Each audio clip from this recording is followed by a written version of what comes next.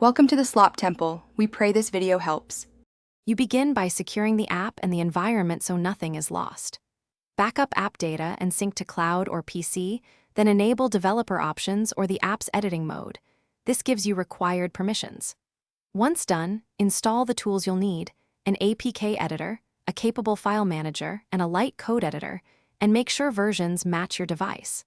This prevents simple errors and lets you start changing resources and small logic immediately. You now make the substantive edits. Start with UI assets and layout files so visual feedback appears fast. Replace images and update XML while retaining originals in a version folder. Then adjust behavior by changing strings, config values, or small functions. Do one change at a time so you can trace effects. Once a change is made, install and test on an emulator or device, inspect logs, and create rollback points. This incremental approach reduces risk and clarifies cause and effect. You finish by rebuilding and signing the app correctly, then verify permissions and certificate integrity so installs succeed. Once installed, run final QA flows, login, settings, main features, edge cases, and a quick performance check to ensure stability.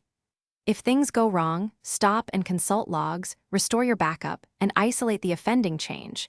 You can also launch the app in safe mode or reinstall the original APK to recover. Make sure to document the fix so you don't repeat the same mistake. Thanks for watching. Consider subscribing if we helped you.